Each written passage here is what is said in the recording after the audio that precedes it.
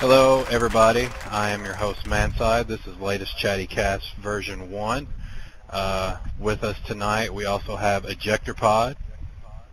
Oh, hey, what up? And we have SergMD. We are all shackers. We decided not to go with the name shackers because there was a previous show that didn't last too long, and we're hoping to at least outlive them. So we'll start everything off this week with what we've been playing. Obviously, we've all have Xbox 360 since we're doing this through the fabulous Avatar Connect. I've been playing Wipeout Connect, actually. It's where I got this fabulous water vest that I'm sporting tonight. Yeah, it looks good on you, man. Yeah. I mean, for those of you who haven't played Wipeout, it's exactly like the television show, except you get to abuse your avatar pretty much non-stop in that game. And other people who are playing with you can buzz in with controllers and blast you off the obstacles. It's pretty good workout too. Actually, probably made me sweat a little bit more than actually the workout games. So, I mean, if they can, yeah, I was about to say that if you can recreate the pain and suffering of the game show, then I think that they've captured the spirit of that with the game. Well, yeah. and it's actually even more animated than the real game show. I mean, they will actually knock your avatar completely across the board, but it's pretty hilarious. What have you guys been playing this week? I've been playing the new Earth Defense Force a little bit, quickly becoming one of my favorite games. And so, if you played the original Earth Defense Force, which I know a lot of people didn't because it was sort of a kind of a lowbrow game, it was great because it was basically like a B movie, and graphics kind of sucked. It slowed down pretty much when you had a lot of enemies, but lots of cool weapons and some great one-liners that really stuck with you. So the new one is not quite as B movie. Well, there's still some of the corny lines, but it's definitely a lot more polished. You have different armor types now, so you can fly. You got a jetpack, or you got like a heavy, and you've got the engineer, and then you got your regular soldier. So I mean, it's great fun. I recommend it. It's got Xbox Live and then local co-op. So fun with friends. Yeah, it sounds really good. Just killing mass quantities of insects, basically. Yeah, I mean, and if you hate spiders as much as I do, it's really, I mean, it's a great way to release stress. Yeah, that's actually been on my radar. Actually, both of the games. I've just never got around to checking either one of them out yet. Yeah, they're great too. I mean, I think the new one, retails $40 or something. Serge, what have you been playing with this week? Well, I just got one of those new MacBook Airs, and I took that opportunity to try out a game that has been on my, I bought it like last year was on sale, but I never got to work on my desktop. And it is I would have to say, this is the podcast game. It's Far Cry 2, people. Far Cry 2. So obviously, Chris Remos said so much about Far Cry 2, and it always crashed on the intro when I tried to put on my desktop, and so I start playing it, and I enjoy it, but I'm having the same problem I have with every open world game, and that is like my OCD about going to every single, oh, there's a hut, oh, there's somewhere I can go over here. I think the intro had this action sequence where you're supposed to, start shooting people, but I just went to this door on the upper floor looking for ammo and guns, and oh, what's this over here? And I must have missed this whole thing. It's just how I was trained as a gamer. It's all screwed up. I have a sickness, basically. Well, if there's one thing that will cure it, it'll be the insanity that is involved with that game and trying to find it. Yeah. Well, let's take a quick break, and we're gonna let Mad Dog take us out of here. The enemy team went down faster than Margasm. Oh yeah.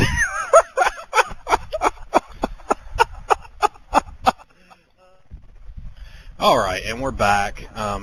Obviously, if you guys have never played anything with Mad Dog, that was Mad Dog, the infamous Mad Dog soundboard, taking us out there for the break.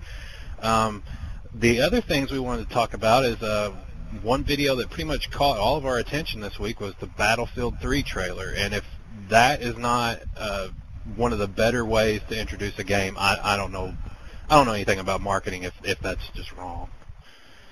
So, I mean, I would almost compare it to kind of like, you know, if you think about how Valve used Half-Life to sell, or Half-Life 2, I think, to sell Steam, I mean, if they really want people to join Origin, I mean, this is how you sell a video game. Battlefield 3 is incredible. I mean, it looks fantastic. I mean, I'm so excited. I'm so, that those jets, the vehicle, I mean, everything. It's such a throwback, and it looks beautiful. Yeah, totally. You know, the thing about Battlefield 3, I was not super excited about it. I mean, I played, Battlefield 2 quite a bit, I would say. And the thing that really caught me about Battlefield 3, though, is that it looks great, but a lot of games look great. It's got vehicles, which I like, but maybe I'm just really messed up in the head, but I love killing people, and I feel like this game is going to give me the best opportunities to do so. Yeah, I mean, it looked really, really good, and just the one humorous beat in that trailer I thought was towards the end when the I guess the bomb disposal robot runs into the concrete barricade, and I mean that just had me cracking up just because that was like a perfect comedic beat in the midst of all this crazy explosions and the jets and the vehicles they've got going on. But perfect segue there into killing things is what about those crazy Doom videos posted in the Shack thread today by Monero? Just the endless cyber demons and the I forget the name of the other just kept spawning the crazy barrels but I mean right. I mean it's like a complete throwback to those games. I haven't really probably touched Doom in like probably I would say 10-15 years, but oh man, you know it actually watching those videos it kind of reminded me of how Doom was like one of the very first games I played as a kid. I remember I was visiting my aunt or something and she was like, "Here, let me show you this game." And it was like 9 o'clock at night. I think I was 9 or 10 or whatever. And it was just I guess whenever Doom first came out. And so I sat down and I started playing it. I played that damn game for hours. I remember it was like 3 a.m. when I finally quit, and I was so scared shitless. Like it was just, I mean, and watching it again, I remember thinking, wow, that is exactly like the greatest fear I would have had as a kid. It's like 3,000 of those guys just marching at you. Oh, with the rapid fire BFG. Now, if you had that in the game, then would have felt a lot better with myself. But I mean, that was a great game. Scary as shit, though. yeah, I think I remember first getting introduced to Doom by my friend's dad. I was probably about 11 or so at the time. And that was probably around the first time I got my first computer, and I remembered that just this totally new concept of, he was like, "Here, I can copy this disc for you. You can take it home. You can play the first few levels." That's the way these, you know. And if you think about it, back then, that's the way all those games got out was by shareware, and that's pretty much non-existent nowadays. I guess probably the closest thing to that would be the Xbox Live Arcade Trials, but even then, it's still not just that same feeling of, hey, here's this cool game, here's a floppy disk, go home and check this out.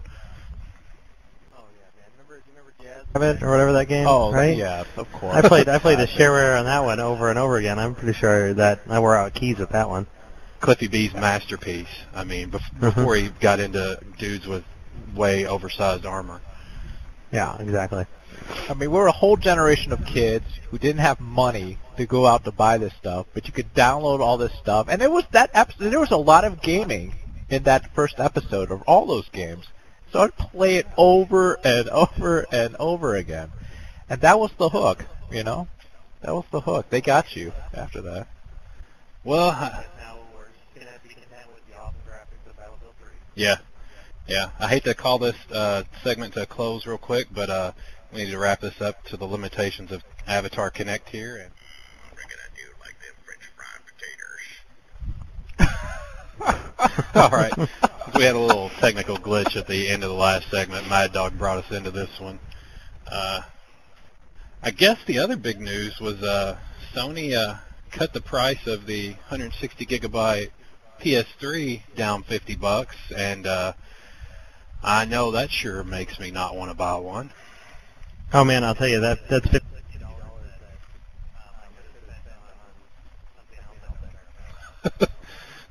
I mean, you could. I get wonder what- how many people actually just spent the $599 US, you know, and they're looking now, and you know, this is how far we've come, Sony. wasn't.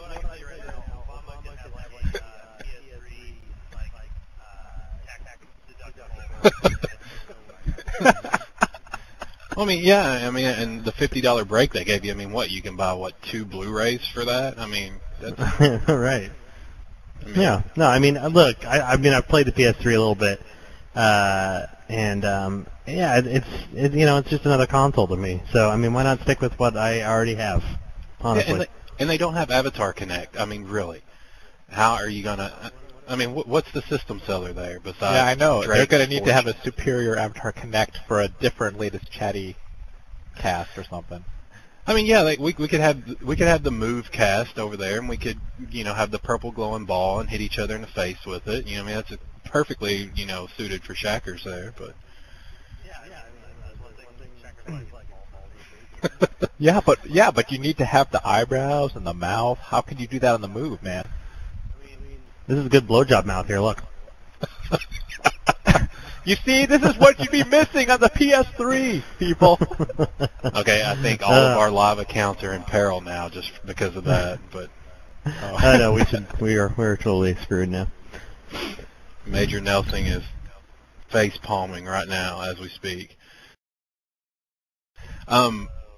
Being coming to the Xbox 360, this sounds cool to me. I mean, I know just searching through Netflix, I love the search feature, but it's just the integration they've got there where you can throw out Batman, it's going to search through Netflix, through all your games library, even I think maybe Hulu Plus possibly, which, I mean, what's on Hulu Plus besides Grey's Anatomy and Castle? I mean, I don't know.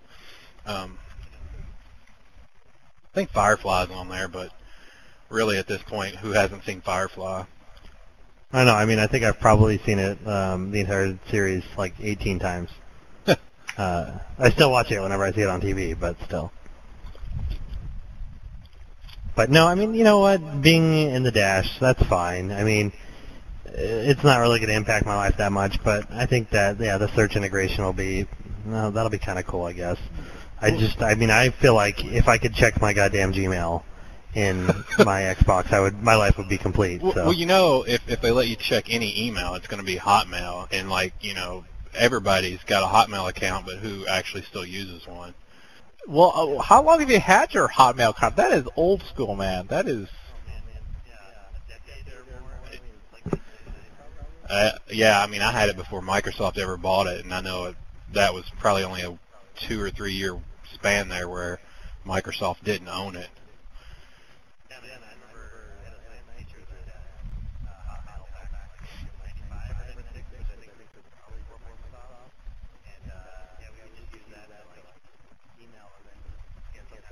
We would video chat with girls from the other side of the country, so it was pretty sweet science class. 95. Holy crap.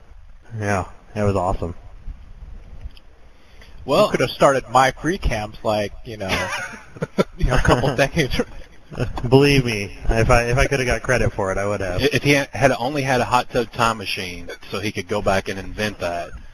But this is our last major segment. We're going to wrap this up, and we're going to come back with one more segment and maybe a few final comments in our dramatic reading of a dog-nosed post.